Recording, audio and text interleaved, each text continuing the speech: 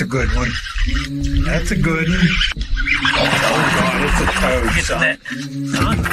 It's a toad, dude. Let's go.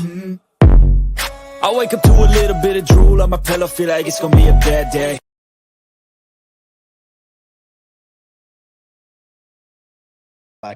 They're like, why is it just a blank screen? Because I didn't click add us to stage because my phone was loud and we got confused. What's going on, everybody? Welcome to the OneCast Fishing Friday Live, coming to you live from the talk. It's just Trey and I tonight. Ben might jump on remote. He's got some family in town, so he's doing that thing. Spending time with family, as we all know, is super important. So that's where Ben is tonight. So you just got Trey and I. As always, we're going to start the show by shouting out all of our partners. OneCast Fishing, head to onecastfishing.com. Use the code the OneCast, all one word, and save 10% off your order. Get some snagless jigs, long neck hooks, soft plastics, weedless nets, all of that good stuff. Also, Carolina Waters. Head to carolinawaternc.com. Use the code the OneCast at checkout to save 20% off your order. Get you some hats, some shirts, performance gear. They got some new stuff ordered here recently that'll be popping up soon. So keep your eyes open for that. Also, Hobie Eyewear. We finally have our link for them, so I'm going to post it in the chat. It should come up for everybody. If you follow that link, it'll take you straight to Hobie Eyewear. It'll automatically throw 15% off your order. So the glasses are usually $99. I think it's taking down to $80 or something like that. So tough to beat a really good pair of polarized glasses for that price point. And it helps support the show if you do use that affiliate link. So like I said, I'm going to post that in the chat. Make sure if you're in the market for new polarized, you check out Hobie Eyewear. Super excited to have them on board.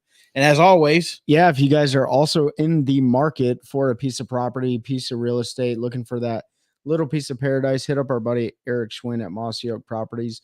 You can shoot him a text or shoot him a call at 936-494-9686 or email him at eschwind@mossyoakproperties.com. That's ESCHWIND at mossyoakproperties.com. He'll help you guys get that little piece of paradise you're looking for out in the countryside. And it's a great way to help preserve our land because Lord knows they're knocking all the woods down to make residential developments. So hit our buddy up, Eric, and he'll take care of you guys. Yep, and with that, I posted the link as well for my page because it didn't come up on my personal one. So let's see what we got. We got a bunch of folks checking in. Let me go up to the top. We got Zach Scott. What's going on, Zach? Hey, boys. What's going on? David Fuchs in the house. David Fuchs going to be down here next month. We got Nick Kincaid. What's going on, Nick? Hopefully it looks like you got your – is this the real Nick Kincaid or is this the ice? Well, the real Nick, please stand up. We got Andrew. What's up, Andrew? Chris Skimmyhorn. What's going on, brother? Hope everybody's having a great night. Cody, what's going on, man? Glad to have you all here. We're going to talk spring fishing a little bit. Trey and I are going to talk about what we like to do this time of year. We're kind of right now in that pre-spawn funk. Look, everybody's been out. Everybody that has a boat's been out. They see water temps. Everybody's freaking out. They're not moving up yet, boys. It's getting close. I know some people are claiming they're seeing mid to upper 60 water. We haven't seen that yet. We've been on the local lakes. It's getting to that 62. Towards the end of the day as the sun beats it all day, but we're still looking at upper 50s, mid 50s during the day, first thing in the morning. So for bass, largemouth, it needs to hit that 60-degree mark and it needs to stay 60 degrees 24/7. They're not going to move up. They're not going to get on beds when it's dropping below that temperature because it'll kill their eggs. So they're not going to risk that. We're 2 weeks of temperatures good. We've got 2 weeks right now showing in the mid 30s for overnight lows. So it's going to push it some more. I'm still saying we're about a month out from the real big push on the spawn. I know everybody's super excited. Weather doesn't line up for it to happen. We've got a ton of rain coming, which is going to raise water levels. That's going to push it back more. A lot of stuff going on that's going to slow things down. Everybody gets super excited. I understand. I am too. I see 60. I want to go straight to the bank, and they're just not quite there yet. Still catching a lot of fish on main lake points, secondary points. They're still staging. We've spent a bunch of time, scanning our local bodies of water. And they'll slide up to feed. We've talked about that. They are moving up shallower to feed. A lot of the bait fish are pushing up shallower, midday because we are getting those little bit warmer temps. So that phytoplankton and stuff that they feed on, are starting to concentrate in that shallower, which the bait fish move up to feed. Big fish move up to feed on them. So you will catch them shallow. but they're not really super staging for the spawn yet. You're still hit those primary and secondary points, quarter of the way, third of the way. I think last weekend we found some about halfway back into a main, the main branch of a creek arm. I'm talking a main point. So this would have been like a tertiary point that we found them on. And, they weren't super thick on there, but we caught a few.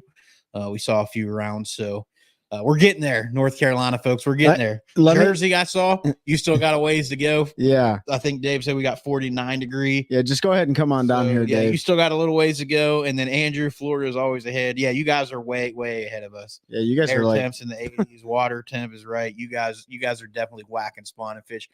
South Carolina too. Yeah. Santee Cooper right now. Watched any of the open? That's southern South Carolina. That's pretty far. But they're whacking them on beds right now. So we're getting there. 3 weeks, I'm saying 3 to 4 weeks, and we'll be right there. But there's a couple variables to talk about. Like, we're in the Piedmont region, as everybody knows.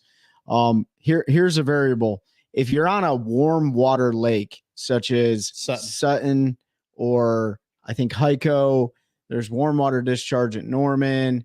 Things like that. That's different, right? Blues Creek, I think, has a warm water discharge, if I'm not mistaken. So, if you have a warm water discharge lake, then that's different, right?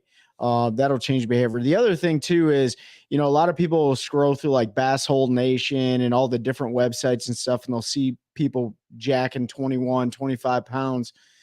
That can happen for sure. It's happened to some of you guys here in the comments, but there's a couple things that happen. One, you were definitely in the right place at the right time. If the crappie are moving, or crappie, whatever, if they're moving back to Sockeye, if they're moving back to spawn and you just happen to be on those largemouth that are feeding on them, well, you're definitely going to have a good bag. So, but I can tell you that I went out today and got my teeth kicked in. I caught fish, but not what I thought I was going to catch. But I just happened to be in the right place at the right time with certain fish that I caught. And that was it. Like, there was no more. There was no pattern. There was no consistency. There was none of that stuff. So Jerry Ice over on YouTube. What's up, brother? So hopefully you guys, Dan Vaughn, what's good, bud? You get excited, but at the same time, Corbishley, stay a little patient. What's up, bro? Corbishley's on? How's that down there? 61 foot low. Corbishley's down fishing the NPFL championship. If you aren't following it, make sure you check it out.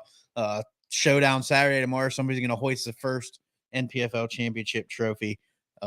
We're hoping it's Mike. He's gonna have to catch a mega sack, but we got a lot of friends fishing it. So either way, it's a cool event. Brandon Perkins is in the lead. He's got 2 good bags the last 2 days. So yeah, we've been enjoying watching that. And then Showdown Saturday with the rain we got coming. Jerry said Jordan was a mud hole last Sunday and lots of trash in the water. Yep. And it ain't gonna get any better come tomorrow with the near inch of rain they're calling for. So fishing will humble you, but it's nice when you figure it out. Absolutely. Fishing fish. That's what's great about it, man. You never know. Yeah. Tim said, you guys have favorite pre-spawn crankbait colors and profile, thin, fat, plastic wood. Absolutely. Trey, I'm going to let you lead. Yeah. So the bait that I've been catching most of my fish on recently, which I've really kind of fallen in love with, this is the chick magnet. The chick magnet is a great flat-sided, shallow water running crankbait that just seems to never get hung up, and if you know what I'm talking about, like, I love frit side crankbaits and they definitely serve their purpose. And they actually catch me some of my biggest bass this time of year. But they are prone to getting snagged up on a lot of stuff. So if I'm fishing that 2 to 5 foot water depth range, I'm going to go with, a darker orange red color, usually red, just because the way that the crawfish look right now, or crawdads. And then frit side, if I'm going a little bit deeper, those are probably my 2 flat-sided crankbaits. And then as far as if I had OG wiggle warts, I would be throwing them, but I don't have any of them because you can't find any of them.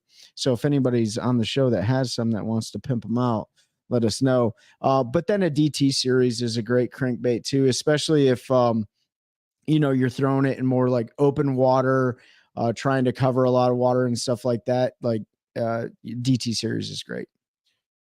Yeah. Yeah. So for me, I'm pretty much only going to throw a frit side or a square bill. I'm going to throw, although I do have a new one and I lost the only one I had. Yeah.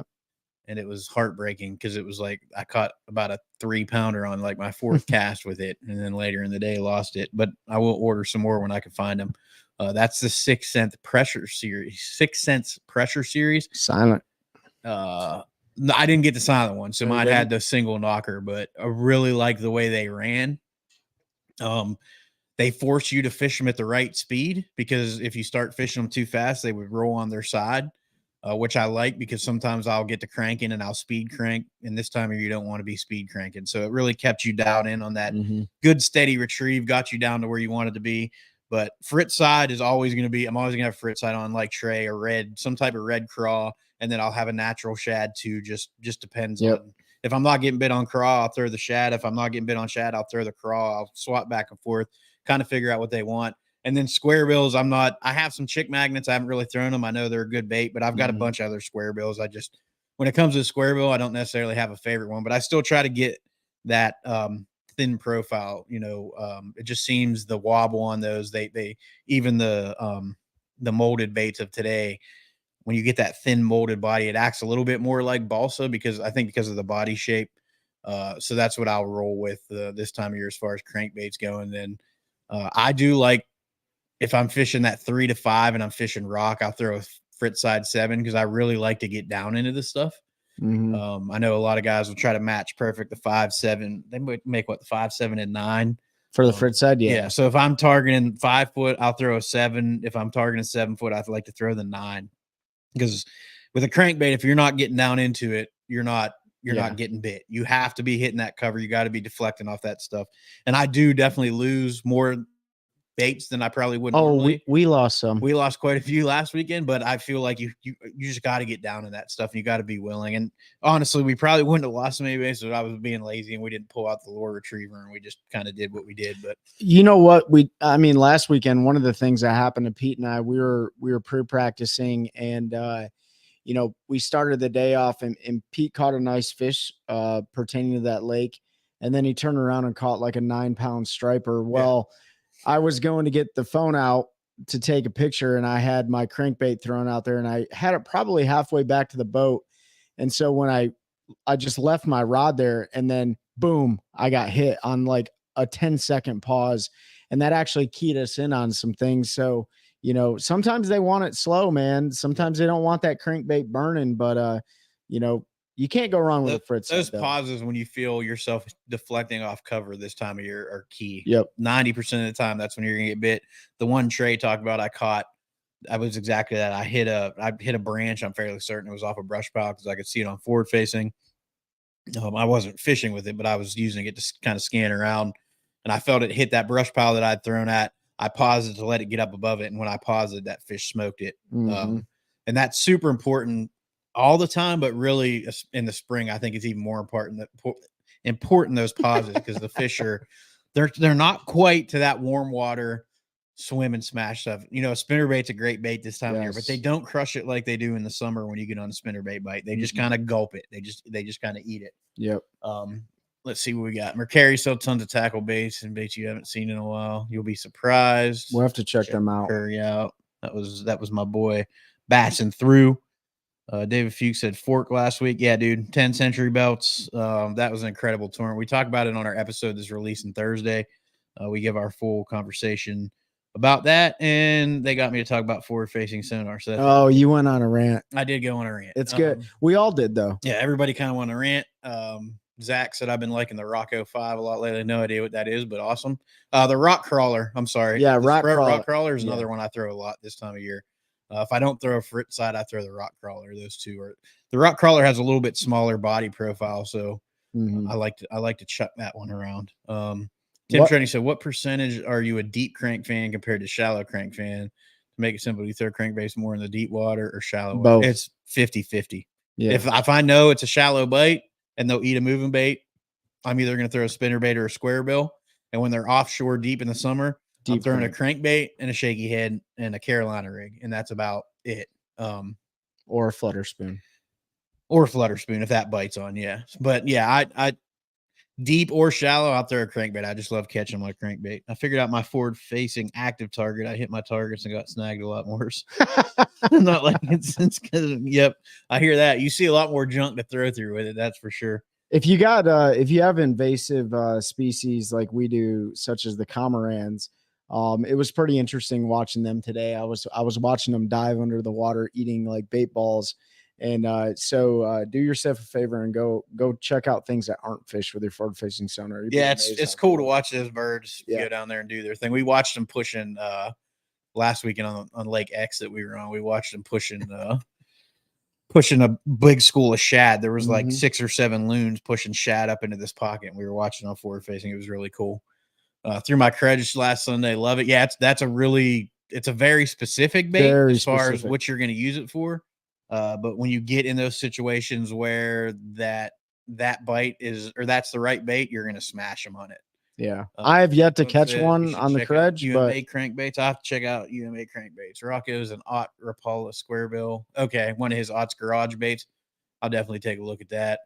Shad Wrap and LC. I don't know what LC SKTMR is. Yeah, Shad Wrap. I don't really throw the Shad Wraps, Kevin, too much, but I know a lot of folks love them. Our water's a little warm for that right now. I think we're kind of past that, but I will throw them a little bit in the winter on the rip wrap and stuff. Shad Wrap is in a shad pattern and not in a craw pattern is a great bait to throw in the summertime schools when they start busting bait up at the top. So if you can't get them on top water, Lucky Craft, okay, and it's slick, calm, and a jerk bait's just not doing it for you, throw a Shad Wrap in the middle of a school of feeding bass and you'll get bit. Yeah.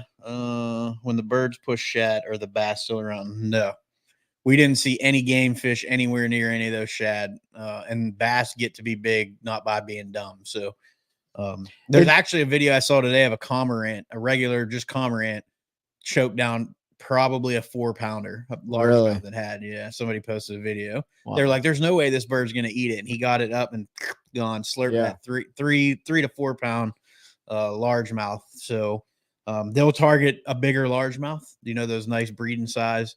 So when those birds.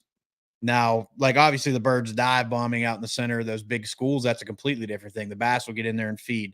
But your birds like your cormorants, your loons, if you see them pushing bait, I wouldn't waste my time fishing that area because those fish are still around, but they're not going to be active. They're going to chill. Now, I have a feeling we didn't stick around. It was getting to the end of the day when we watched that. If you wait till those birds move on, those fish probably do come out and get active because now they push bait into their area. But when they're actively, those underwater birds like that are actively feeding. We watched it on forward facing. There was no bass. And we pulled up on schools of the gulls and the stuff that dive bonds, those terns, and you'll see the bass on your forward facing feeding below the fish. They don't care. David Fuchs said, I didn't catch anything either, but the action was cool. Tree. Yeah, the credge is, like I said, super specific. It looks great. Yeah, and it casts a mile. Jeff said, I used a color called Ghost a lot. Don't remember who made it. It had a green tint to it. Yeah, I don't know who made that one. See, of course you don't remember who made it because you probably matched them on it and lost the only one you had. Yeah. Also for plastic, check out baitcave.com. Yeah, we're good with plastics. Appreciate that, though. We've got some companies to support the show that we use. So, but I'll check out their cranks, Dan, for sure. I'm always looking for new crankbaits. But yeah, so that's obviously one technique. We said we we're going to talk a little about what we like to do. One thing we like to do is crank, shallow crank, kind of those mid depths, out to 9 foot or so. I don't really crank too much deeper than that. I sort of stick in that area as they start to stage with that. And then the other thing for me is they keep pushing shallow. Spinnerbait or chatterbait. They're kind of interchangeable in my opinion. This time of year, you're just creating a shad type deal on that, in my opinion.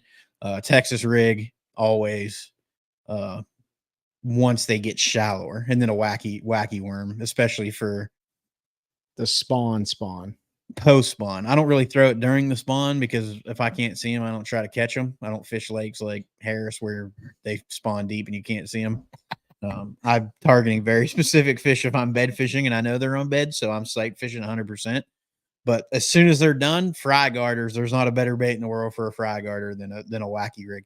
I will say now the Yamatanuki is another bait that I've put to work with them, and they will absolutely crush that bait when they're on fry and on beds. It's a great bed fishing bait that they'll react to. Yeah. Yeah. Drop shots are pretty good in the spawn too. And then in the post spawn, like shallow drop shots, I know a lot of guys are getting in the habit. What is that one rig called? The Tokyo rig. That's another great rig to throw. But I'm like you, man. Well, I'm a little different. I like to throw a wacky worm all throughout the spawn, especially in our waters that there's not a lot of clarity. If I'm around a lot of heavy cover and stuff, no, I'm not gonna throw it. But if they're spawning on the bank, like, and there's not a lot of heavy cover, I like the wacky worm, but it's all in what you're confident in too. So, you're a Texas rig guy, you like a wacky worm. I don't know. You know? You got to throw what you're confident in. Try an M80. Yeah, I mean, I guarantee that will work. Yeah, that'll do the trick. That was Veda said Mega Live 70 feet is perfect. Yeah, Veda, that's where I'll use mine. I don't have my Mega Live anymore because I can't stick with things, so I'm on to Active Target 2 now. He'll have live scope next year. No, maybe. I'm interested to see what Lawrence's new release is because they put a teaser video out, so I'm pretty excited about what that could be. Yep. Air temps got all the way up to 50 daytime, 40 at night here in Foxborough, Mass. Yeah, you guys will be kicking off pretty soon then, Tim. Larry Reed said, "Hey fellas, this time of year, fish biting everywhere between bass, white bass, and crap. You got me running like a buck in the rut looking for a honey hole." Dude, I feel that. I seen you whacking them white bass out there. If you're struggling to catch bass, just go catch crappie. It's so much fun. Love that noise, and I want to try for the spawn this year. Bass puzzle. Oh, love that. Okay, I want to try. Oh, Yamatanuki. Nick said the Tokyo rig. Yep. Yeah, that was Fuchs. Nookie, I think he was talking about the Yamatanuki. Tokyo rig was our boy Nick Kincaid. That is a good one. I expect every bait coming with some form of 360 or all one live transducer. So yeah, the patent on 360 side imaging technology that Humminbird has still has 2 more years on it, so nobody can come out with it for another 2 years. They would have to. It doesn't mean they haven't developed. They would have to reinvent the technology. I mean, it's not anything special. It's literally 2 side imaging transducers that spin. It wouldn't be a hard thing to develop. Yeah. They just can't put it out until that patent is up without paying Humminbird. Or Humminbird, sorry. So until that's done, you won't see anybody come out with that 360 live 360 an all-in-one live transducer. Yeah, if you're talking about like perspective and forward in one transducer, I personally I don't see it coming because there's plenty of people that are willing to spend $5,000 for 2. So what's the point in yeah, what's the point? I'm sorry, Cody, to finish what I was saying. What's the point in making one transducer at all when I can sell you 2 for the price of 1, or 2 at the price of 2, or 3 or 4? I would be cutting into my own pockets, and at the end of the day, it's about money. So, VR headsets that track where you look. Jeff, we've been talking about this. If you go all the way back to like our second or third episode, I talk about it. I truly believe someday we're gonna have. I don't think it'll be like we're seeing with the Apple Vision. But I think we're going to have in our glasses, we're going to have the ability to see our forward-facing sonar screen. And then potentially, much like some of our weapon system in the military, I can turn my head and my active target will go to where I look. Sooner or later, we'll have a bait caster that just casts for us. You know what I mean? It's the DC reel. Yeah. Shimano. Oh, really? Yeah. They just throw the rod for you? Electric brakes. Yeah. Worry about backlash. Yeah. Saw a pro using HUD glasses scopes there. Yeah, that was what's his name? Ed Logren was testing them in practice. He's not using it at tournament yet, but he figured out a way to put his active target into a pair of HUD glasses and was using it in practice. He said he may try it in a tournament. I guess there's a lot of issues still with it, but it's where it's going. I mean, if I guess then people complain that they're tired of seeing anglers stare at the horizon and fish instead at their screen. Yeah. But yeah, it's there's no telling. Its technology is going to continue to. It's going to continue to advance. There's no stopping it. Aaron Little said, "Yo, can't stay. We'll catch this one." All right, we'll see you, All right, Aaron. Aaron. Appreciate you Take stopping care, by for a man. minute, brother. There's no stopping it, right? Like it doesn't matter if it's legal or not in a tournament. Look at AquaView; they've been around forever. Mhm. Can't use it in a tournament, but you can use it in practice, and almost every single pro does. And I think it was Gussie today put out a post about his AquaView and how he points to that being part of the reason why he won the classic, because he found a key that some of them smallmouth were laying right in the rocks, and you couldn't see them on forward facing, but he knew they were there because he saw them in practice with the AquaView and he knew the size. You can't say what was Matty Wong wearing this past weekend. So if you're talking about the goggles he was just wearing those to run. I wear goggles like that too when I'm running. Oh yeah, On cold mornings, like snowboarding goggles. Yeah, because it'll destroy your eyes if you don't. And then if you're talking about what was on his chest, he wears a GoPro chesty and films all his stuff. And Nick Kincaid, speaking of glasses, how about them Hobies? That's right, Dude. bro. How about them Hobie sunglasses? If you haven't checked them out yet, make sure you do. I'm going to post it one more time, the link down in the comments. That is our link. If you use that, it'll take you straight to HobieEyewear.com. You can check out all their different styles, lifestyle, fishing, polarized, non-polarized, prescription. That link will save you 15% off. And support the show, free shipping, lifetime warranty. How many of you have lost a pair of sunglasses in the water? We need we'll do a video on I'm going to this. film it Sunday. Yeah. I wanted to do it last week when we were fishing. But I'm telling you right now, I've lost numerous pairs of sunglasses in the water, and the Mojo Float series, and I have all of them for different intended purposes, but I'm telling you, they're the most comfortable glasses that when you drop them in the water, they float. You ain't got to worry about that stuff. Now, if you run over it with your big engine, like, yeah, you're going to chop them up.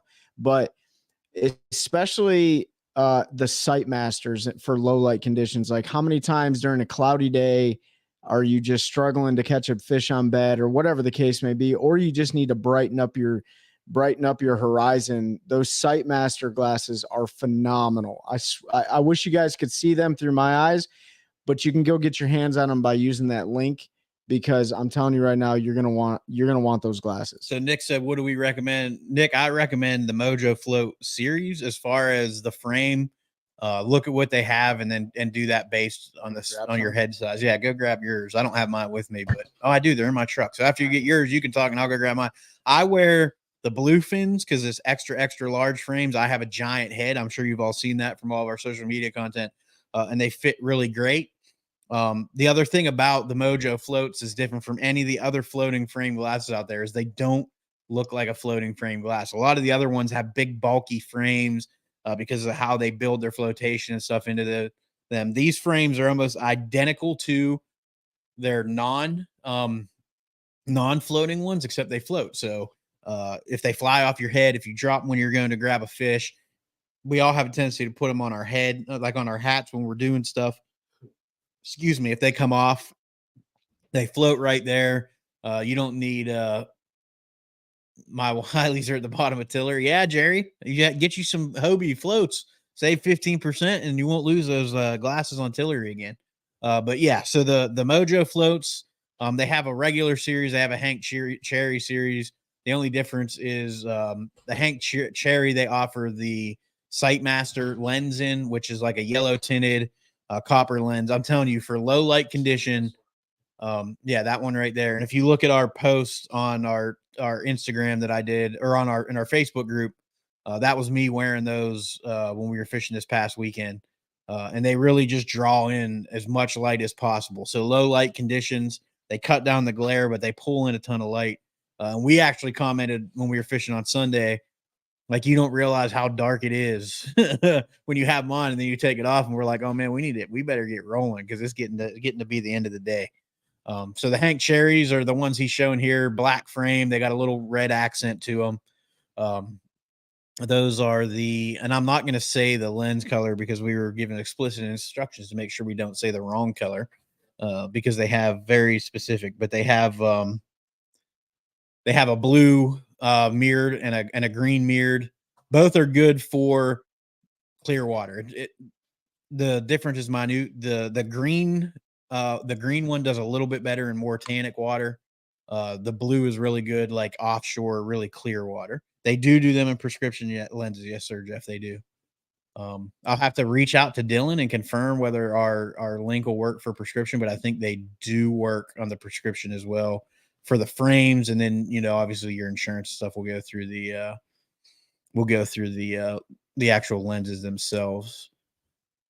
Yellow cuts through tannic water like nothing else. Yep, they do a great job. And those green have that copper, I think they call it copper yellow backing. So the green is really good if you fish a lot of tannic water. Yeah. The green mirrored one.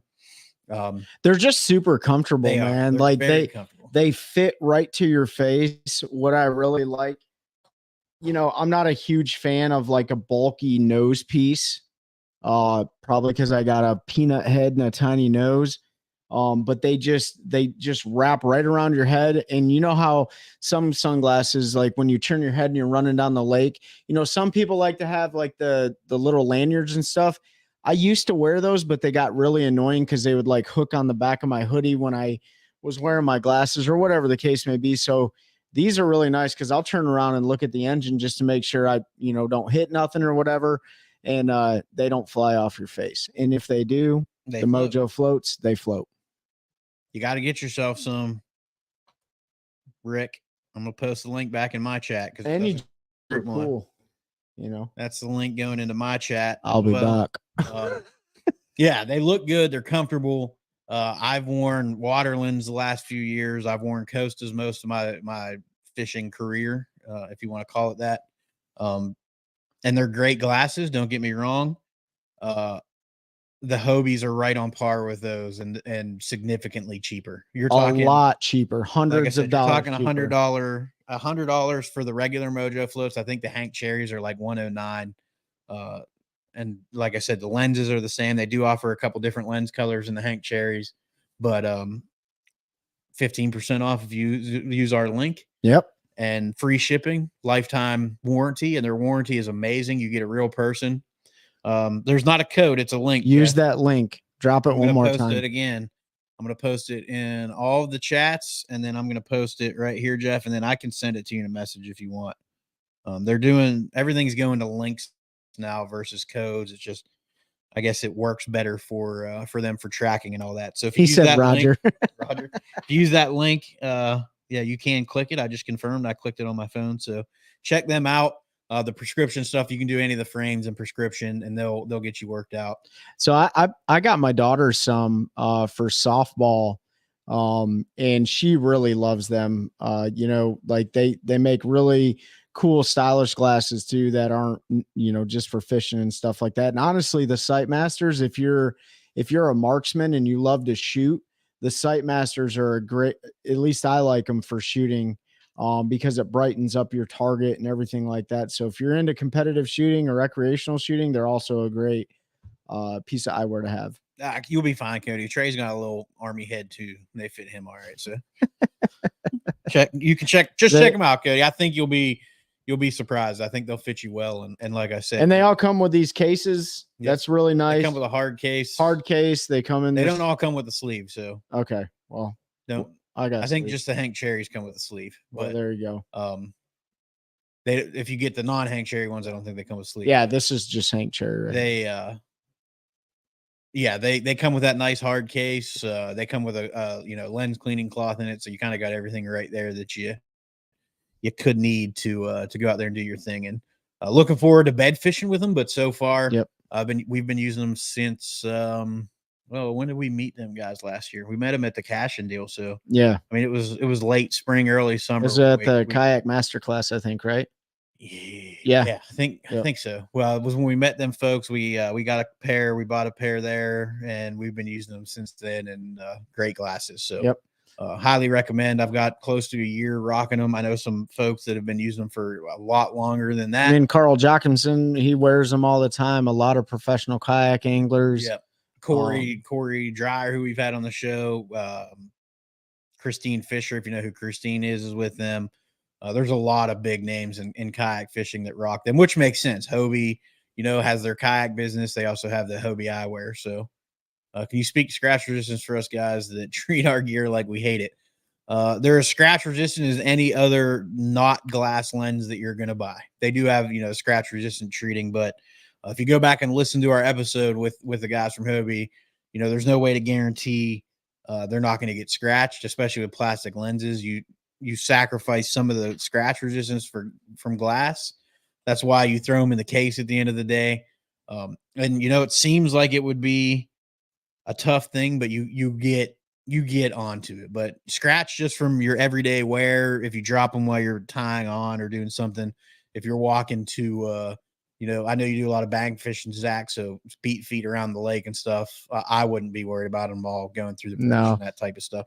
If you're taking them off and chucking them in your center console with $300 worth of pennies that you've been dumping in there for the last 10 years and they ride around there and all that, probably going to get scratched. But I recommend keeping them in the case, I know unless you're going to wear them all day, but I made a short little video. I just write on there with a Sharpie what the intended purpose is for. So either dirty water, clean water, low light conditions, whatever, or, uniform. Cause there's only, I can only wear these. There's only ones authorized for work for me. So that's why I got these ones. Cause I like to wear sunglasses at work. I'm going to throw one more time. I'm going to throw it in the links in there. They're also on our social medias, all of that stuff. I don't want to spam it too much. We got another question. What are you guys throwing for jerk baits? Yeah, what are you throwing for jerk baits and color selection? I'm not too particular on brands because they're all Mega Bass 110 now. They all look identical. There's different sizes, different depths, obviously, things like that. Depends on what the fish are doing. Depth wise, if I need something deeper diving or not. And I'm almost always throwing a very natural color jerk bait. There are occasions where I'll throw the clown and it'll smash them, which is natural other than the big bright red head that it has.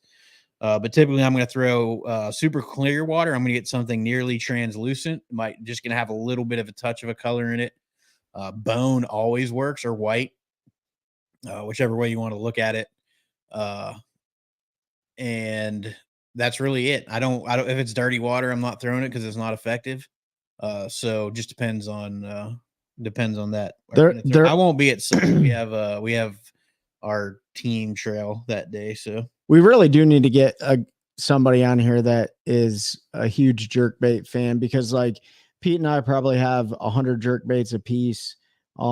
They're a great bait. You got to know how to fish them. It has to be the right conditions to fish them. But I'm not I fish it. I always have one. I have one tied on the front deck right now, but it's one of those baits, like at least down here for me, it's just not a confidence bait.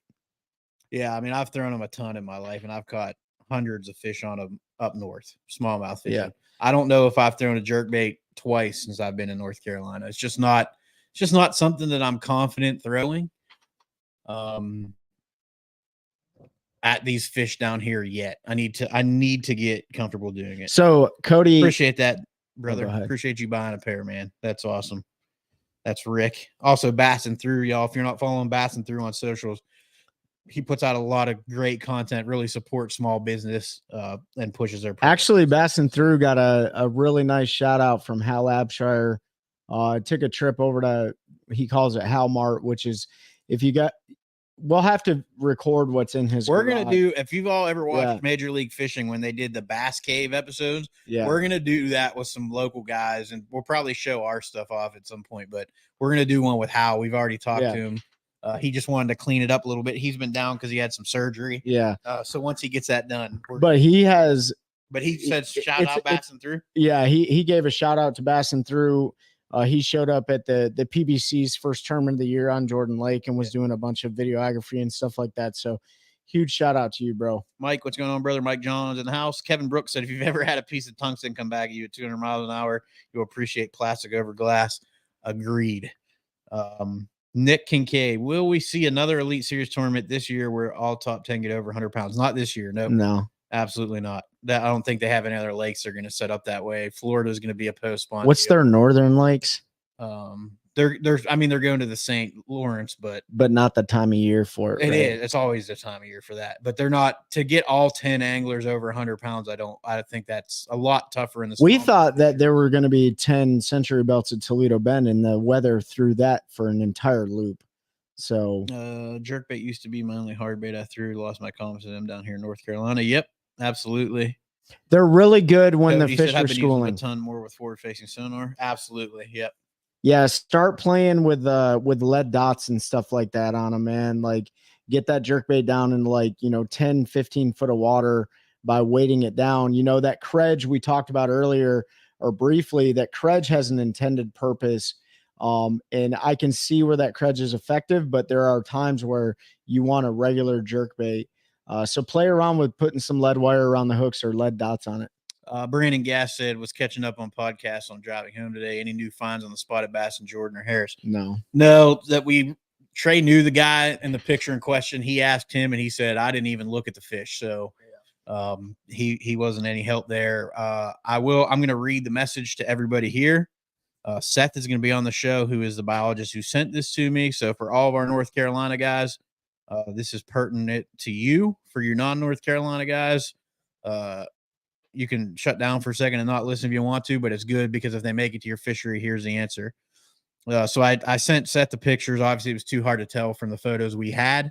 But he said, thanks for keeping an eye out. He said, make sure you let all anglers out there know that if they even just think they caught a spot in Jordan, to text me a picture of the fish and his tongue at 336-534-0019, and I'll post that number here in a little bit.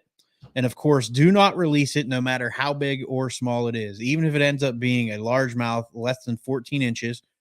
So for those that don't know, on Harris and Jordan, you can keep two under 14. So if it ends up being under 14, you already have your two, it'll get worked out. I've already talked to all the Chatham and Durham County game wardens. They're aware of the concerns and know how much we don't want them to show up in Jordan and Falls. So if you are a local guy and you think you catch a spot in Harris and or Jordan, regardless of size, this goes for Falls too, obviously, or Falls, keep that fish. Do not release it. Take pictures of the tongue and the fish. Send them to Seth Myko. I'll put his phone number out, and that way they can confirm whether they're or not. I can tell you right now, if you catch one in Harris, Jordan, or Falls, enjoy the next 3 years because it's all going to change dramatically if some bucket biologist decided to put spots in there. And it's not necessarily even, yes, putting spots in the lake, but remember a lot of these river systems, they feed multiple lakes throughout the state. And that's been the problem with the lakes out west is as soon as you put them in the lake, then they start flowing down river and they make it to the other lakes. So we hope so too, Kevin. Yep. I hope nobody did. Kevin said only a handful of lakes in the country that have potential for that. Yeah, the 1,000 pounds sucks because Fort could have very well turned out 2,000. Yep, they'd had 20 century belts if they didn't cut it. I fully believe. Oh, absolutely. There's always potential when they go to the northern fisheries, Nick. But I just think to get 10 century belts would be super tough to do on smallmouth. Like I said, those big fish are not as thick as what we were seeing down there at Fork. It's a lot bigger body of water. There's a lot of different places to go. So, but you never know. You never know. They could whack them. I hope it doesn't happen. However, I think the girlfriend would enjoy the higher amount of small aggressive bass. Go to Gaston.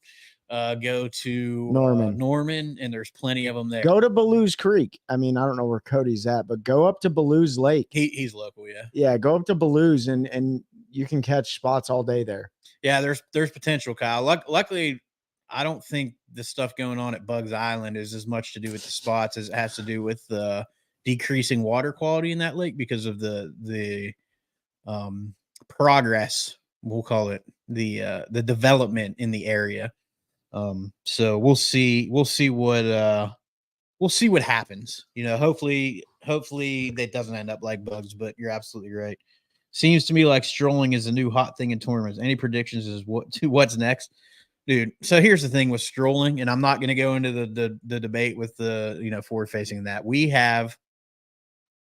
I personally have been doing exactly what they're doing since I was 7 years old, catching smallmouth in open water, strolling, mid strolling, and bottom strolling. All you're doing is swimming a minnow bait and working it, either bouncing it off the bottom. I still do it and go to Erie, and I've had 100 fish days. It's just now it's becoming super. It's becoming super popular because of it's a saltwater technique. Yeah, it's becoming super popular. Look at Brian Thrift with the Demiki rig, man. He was doing that back in the FLW days. Yeah, it's just become popular because of the eyes on it now. Yeah, I mean, and guys are targeting fish. Like Fork and Toledo, or like Toledo Bend, for instance, like they fish that way because they had to fish that way to stay competitive. If they could have been on the bank sight fishing, 8, 9, 10 pounders, like people would have been doing that. Clearly that wasn't the pattern. You saw Greg Hackney struggle through both of those events, really. Yeah. That just wasn't it. And now that we're, you winter fishing, man, like it's tough. You got to get out deep. And X-Elite actually brought them here from the Coosa in the early 2000s, put them in my home lake in Gaston, and they've taken over my lake. Yeah, they've taken over Gaston too. Bugs Island is because of the herring and water levels. That does have a lot to do with it. Water levels and herring. We're gonna get Corey back in, and I want to talk about Bugs Island, whatever you call it specifically, because it's different what's impacting that lake that's impacting some of our other lakes. So it'd be interesting. We should try to get Corey and Marty Stone on at the same time. Yeah, we're gonna have an episode with Marty, because Marty's also super knowledgeable about everything that's going on in our fisheries. He's been here for a long time, so we're gonna get him on very soon. Did those 10 century belts diminish the specialness of that accomplishment? Absolutely not. No, it's still. I mean, everyone has their opinion. Yeah. Go out and look at dudes that barely caught a fish, and 10 of them figured out how to catch, and Cooper Gallant did it with 19 fish. He didn't even have a full limit, and he got a century belt. So that's super special. It doesn't take away from it at all. The only people I feel like that are making a big deal and saying that it's taking that away are, I think, just the haters, the people that just are very against the technology that's coming. So, I mean, I would just look at it this way. It's not unaffordable if you go and buy like 50 packages of, soft plastics every couple weeks. Don't go buy those and just save up a little bit. But like everybody has struggled through the winter, especially in the South. Like it sucks going out to the lake and zeroing. Now there's a capability to help you not zero, so I don't know. Use it or don't. You're still going to zero most times. Oh yeah, I've zeroed numerous times in the winter. Cody, it's one of my favorite techniques. Same as jerk baits. Yep, it is. It's a ton of fun. Tim, would spot survive up north too? Nobody knows. So everything that they've thought about the Alabama bass, they thought would stop it. Cold weather, running water, everything that they believed was going to stop it has not. And there is fear that if it gets to the north and it gets into the Great Lakes, essentially it could extinct the smallmouth bass from the Great Lakes in next to no time, because they can spawn with smallmouth, and they'll just outspawn them. They won't even worry about out competing them. They'll breed with them, and it'll go 10%, 20%, 30%, 40%, 50%, to eventually there's zero smallmouth DNA left, and everything is a spotted bass. So you get a few years that are really, really good. They've essentially eliminated smallmouth from the lakes in North Carolina. People think they're catching smallmouth. They're not. You're catching meanmouth, and you have probably 2 more years of doing that. And then those meanmouth, all of that smallmouth DNA is gone, and you're left with 14-inch spots. And that's where we're heading on our lakes in the east. The western part of North Carolina. There are no smallmouth left in any of the lakes in North Carolina. The only hope that the NCWRC and biologists have is that the spots can't survive in the rivers where the smallmouth live because of how fast the current is. But they don't know. So they absolutely don't know. They just keep. They're just so aggressive. They just keep. And they keep defying everything they think that's going to stop them, whether it be cold. They don't know if a lake freezes, if it'll kill them, or if they'll live. They have no idea until they make their way to those bodies of water, and it happens. And unfortunately, fishermen are the ones that are doing it. The areas that they've showed up in, there's no natural way for them to have gotten there to start. They couldn't have come from upriver because there was no spots in the lakes or upriver of where these fish are showing up. They know 100% it's anglers. Then the way they're spreading is not possible for it to be natural. It's anglers taking them to lakes to try to make the fishery better. And you just end up, I mean, even the guys, yeah, Norman's great. You can go out there and catch a bunch of fish, but there's a lot of people complaining about the fish you're catching because you're going out there and catching, you might go out there and catch 200 fish, but they're 216-inch spots. Yeah. And there's Alabama spotted bass, and then there's the northern strain. Our guys are really worried about the Alabama spotted bass. Yeah, so that's been pretty much proven as a myth, Jeff. They can transfer eggs over a very short distance, but where Alabama bass occurred and how they ended up in North Carolina lakes and then the way they spread through the North Carolina lakes, it's not possible. So it was 100% anglers that did it here in North Carolina. Kentucky bass are no threat. It's the Alabama bass. The Kentucky's, yeah. I mean, I don't know. I'm not going to speak on that. They could be. I don't know. Speaking about, like, we're gonna have Seth in a couple weeks. I think 2 weeks we have him scheduled to come in, and we'll ask some more spotted bass questions because it's definitely a hot item. So Seth Micah will be here, and he is the lead biologist responsible for Jordan, Harris, Falls, and the lakes here in that.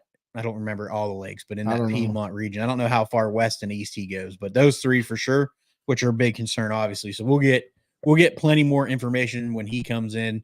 We're just trying to repeat, what we got from Corey in the short time we had with him here. And we're going to get him back on too, because he has more knowledge of North Carolina overall. And that spreads to our states, that are local. Are the spots in the rivers like Chowan and Roanoke? There is a species of spotted bass that lives in those rivers that are natural, Jeff. There's no way to tell the difference between them and the Kentucky bass, the Alabama bass. I was reading another comment. There's no way to tell the difference between our natural spotted bass and the Alabama bass. They just call them all spotted bass, and you can keep and kill them all because there's no way to look at them and tell the difference. And from talking to Corey when he was on, we talked about it on and off camera. Essentially, if we eliminate the natural species, the naturally occurring spotted bass that was in those rivers, it's not going to have any effect on the ecosystem. But the Alabama bass will destroy the ecosystem. So you almost have to sacrifice a native species because some folks brought in a non-native. NPFL should come to NC for a championship. I agree. 110%, Nick. And Agree. We put it in the owner's ear every time we talk to him. So now, are they going to stick with 25 anglers now that they have 135 angler field? We don't know. They may have. Yeah, I thought Brad addressed that. Did he? I thought he said they were staying with 25. Well, if they stay with 25, then they can pretty much go anywhere in the country, which would be pretty cool. But yes, we want to bring them to our backyard for sure. We'll get an answer on that too. We got to get them guys back on, talk about after the championship, just to talk about finally having that and everything. And we'll ask that question. But yeah, I mean, even if they go to 50 boats, there's not many places they couldn't go. I mean, they wouldn't go to Sharon Harris, but they will not breed with largemouth. They outcompete largemouth. So they feed and act a lot like a smallmouth. So they will push the largemouth off of those summertime haunts where they can really feed up and stay healthy through the summer, and it forces them into the back of creeks and stuff. And then essentially they just don't have the food to survive. So the population falls. They die off. You'll still have largemouth and the Alabama bass on the same lakes, but the largemouth population will decrease significantly. So that's where we're running into now. And lake fertility has a lot to do with it, right? Like, an infertile lake such as what is it, Gaston versus Jordan, it's very different, but a spotted bass can take a fertile lake and make it very infertile for a largemouth over time. Yeah, Rick, appreciate that. Yeah, it was super fun having Luis Fernandez on. He's awesome, He's man. a great guy. If you haven't listened to that episode that dropped yesterday, make sure you do. Luis is a cool dude. We had a ton of fun, and he will he will definitely be back on the show. Always cool to see a West Coast angler make it over here on the East Side. Such a huge logistical struggle. So give that episode a shout. Definitely do. So yeah, Tim, to answer your question, they won't crossbreed out a largemouth. They'll just outcompete them. And that's why this F1 program is hopeful to reestablish those largemouth populations. And if it works out, then great. Yeah, if they get into Jordan, they're going to blow up because Jordan's the most fertile lake. Jordan and Falls. I don't even want to talk about it. Lakes, and with the shad populations in those lakes and everything, some of these other lakes, when they get in there, you still have a few years. I don't know how long it would take, and with as fertile as those lakes are, it wouldn't take long. So, if you even think you catch one, kill that dang fish. I don't. I had no idea blue cats were invasive. Yeah, blue cats, catfish, flatheads were invasive too. Yeah. They'll crush the shad population. So we're getting close to an hour, ladies and gentlemen. It's been awesome engagement. This has been a great show. I barely talked. We're not done yet. So if you have more questions, please throw them in there, and we'll answer that. So here's this comment. Why don't they shock and kill them? Yeah, real quick, let me refer to this. Just to they are very good eating from what I've heard. I'm going to eat some this year. I haven't tried them yet. What's that? The spotted bass. Supposedly delicious. They're supposed to taste a lot like some of our northern species. So I'll try some and report back. Blue cats are good eating as well. So is there a creel limit on blue cats? If there's a creel limit and they're invasive, that doesn't make Eric, sense. are you on? If you are, let us know if there's a creel limit on them. So we had the question, and I'm going to let Trey answer. Why don't they shock and kill them to at least slow them down? So money, right? Money is a huge thing. You have to understand that, and go back and listen to Corey Oakley. I don't even know if he talks about the financial side of it, but the bottom line is if there's no money in the state to support the program, then it's not going to happen. I mean, anglers had to raise money just to do the F1 bass introduction. And thankfully NCWRC was aligned with that initiative. Yeah. They did it to bolster it, to be clear. The state was going to do it, but to get numbers to help, we had to. But I mean, look at the Asian carp deal, right? Like, yeah, they did, but that was destroying like the Kentucky Lake and stuff like that. But it boils down to money, and I don't know if anglers have raised a big enough stink about it to bring it in front of legislation to have something done about it. So, but I think it really just boils down to money. Yep, money, and the other Corey answered is electricity is indiscriminate, so it'll kill everything else. They're gonna have to kill everything in the lake, and then you'll have no fish. So it's not the best, and there's also now ethical debates. Are you playing God if you start doing things? Because they are doing tests with sterile males that will still spawn but won't produce semen. So I'm trying not to be a 13. I know.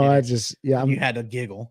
Hey, so they're trying that stuff, and eventually they'll just die out because they're not reproducing.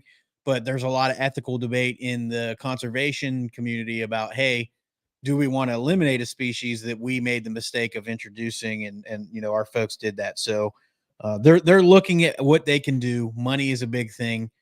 So when you see that pop back up that you can donate to, and we're gonna have Marty Stone on to talk about it, to help with the F1s in North Carolina, definitely do look at your state programs and see if there's any way you can help. We got a bunch of questions, so I'm gonna keep rolling through these. Tim said, where the spots originate from? Alabama, Coosa River system.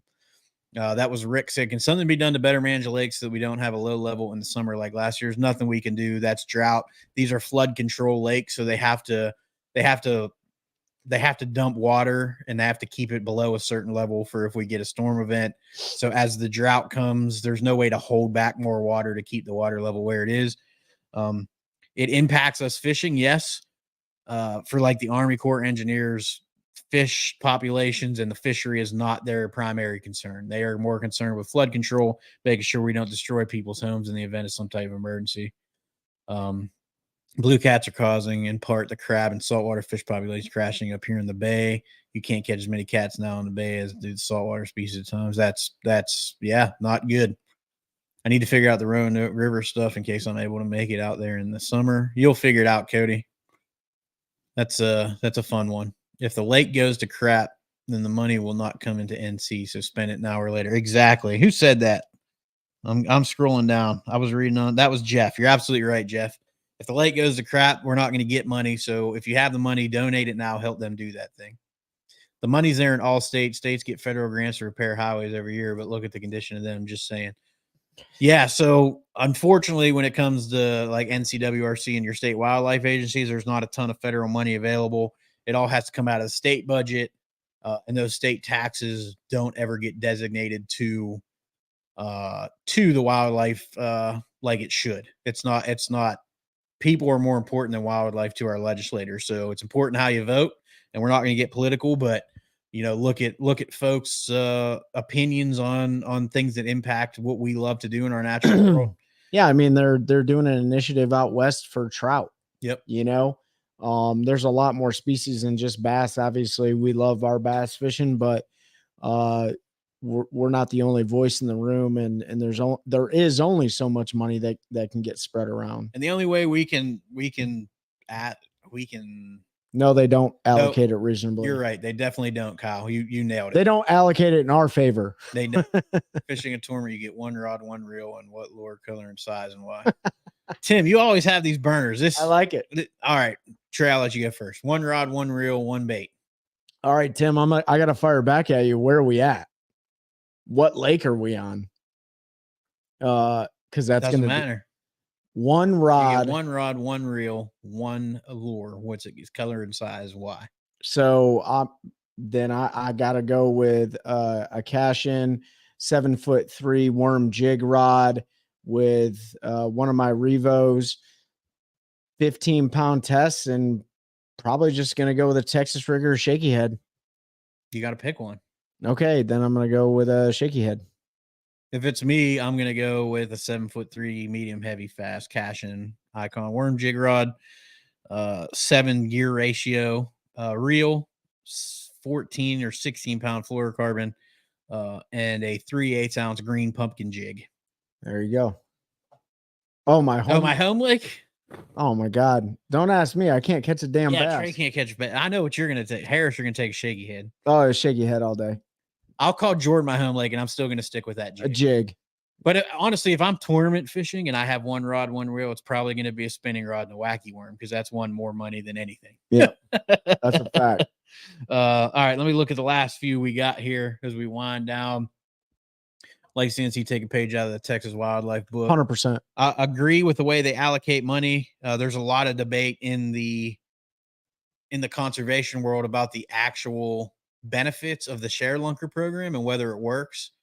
It looks great on paper, but the state of Texas gives a ton of money to their parks department, the folks, the wildlife and parks, whatever they are down there. So they're able to do a lot more with the money they get.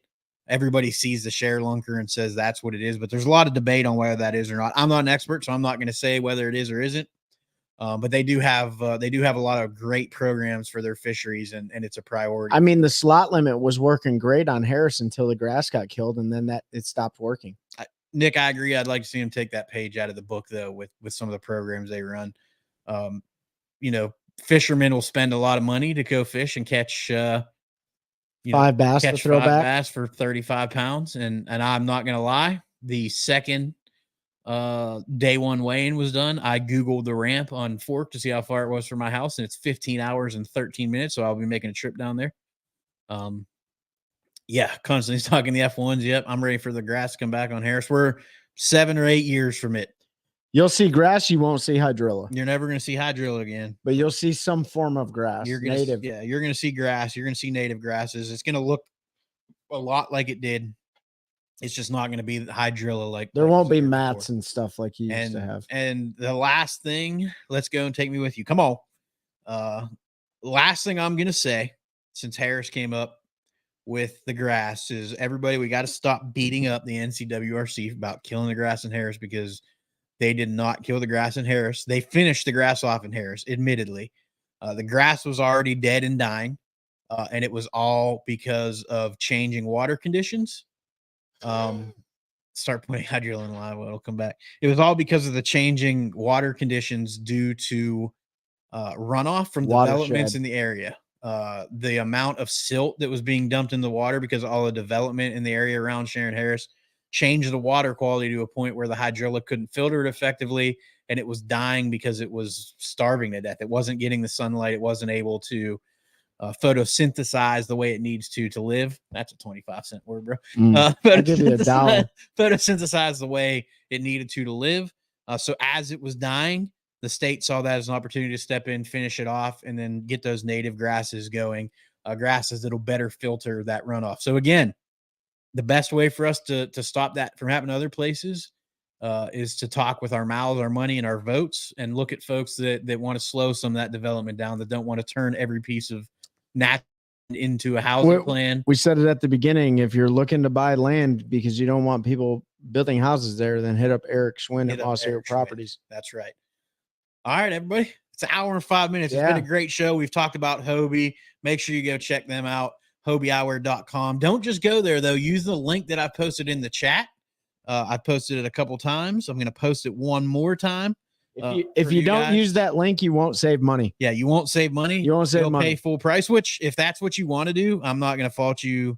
If you want to spend more money than you need to, that's a life choice. But we're providing you with the opportunity to save some money. So use that code if you're looking to buy some awesome glasses. Make sure you check out Carolina Waters at CarolinaWatersNC.com. Use the code the OneCast, all one word there, to save 20% off your order. Get some sweet gear.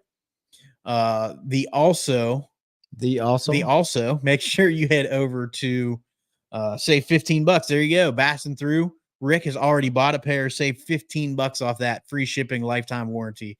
And their warranty department is awesome. We haven't had to use it for issues, but we've had to use it for stupidity. And it's been instant response, and it's not because we're affiliated with them or anything. We have to go through the same process that you all do, but you actually get to talk to a person and they want to make things right. So hit them up. It's also super fast shipping. My dad's getting ready to go to Belize for a fly fishing trip. Bonefish, tarpon, and permit. He's leaving on Monday. He wanted a pair of Sight Masters in case they ran into cloudy. And keep going. And he wanted a pair of Sight Masters, so I ordered them on like a Wednesday. They were there on Saturday. Yep. So it's fast shipping, ready to go. Make sure you check out Eric Schwinn. We said, look if you're looking for property, hit up our boy Eric Schwinn, Mossy Oak Properties. He'll get you that piece of heaven that you're looking for here in North Carolina, especially in the Piedmont area. He has even if you're not in North Carolina, Mossy Oak has a ton of brokers all throughout the country. Yeah. So, but you can still hit Eric up. He'll put you in contact with who you need. Yeah, Star. There's a lot of rumors about how the grass died. I know that the state of North Carolina did not start it. They finished it, but they didn't start it. So whatever happened there, that's what happened. We can speculate all we want. It's gone now. We got to support them in their efforts to get natural grasses back in there, and do what we can to, help that. So appreciate everybody. Y'all have a great night. Thank you so much, as always, for being here, for interacting with us, for hanging out. Remember, we talked so much we forgot about the giveaway, bro. The giveaway. Head over to Spotify. Head over to Apple Podcasts. Head to YouTube. Wherever it is that you like to watch our podcast and listen, leave a review on Spotify, Apple Podcasts. If you're on YouTube, subscribe to the page. Send us a screenshot on any of our socials of that. That'll get you entered in the giveaway. We got a ton of great prizes. We got a giveaway every month for the next 5 months. And the first one is going to be the last Friday of March. So we're getting close. It's going to be for a Cash and Icon chatterbait rod and a prize pack of bladed snagless jigs from OneCast Fishing. We've got Hobie Eyewear. We've got Lowrance Fish Finder. We've got Swamp Fox Custom Lures. We've got a whole box of jigs. I gotta hold the box. Carolina Waters gear. You name it, we got it in this giveaway from our awesome partners. We don't have any land from Eric Schwinn. Still working on that. I'm trying to get land for me first, and then maybe we'll try to get some to give away. But yeah, make sure you head over there, leave us a like, leave us a review, send us a screenshot. Make sure you get in that giveaway and help us continue to grow a culture of anglers helping anglers one cast at a time. That's a good one. That's a good one. Oh God, it's a toad, son. It's a toad, dude. Let's go. I wake up to a little bit of drool on my pillow, feel like it's gonna be a bad day.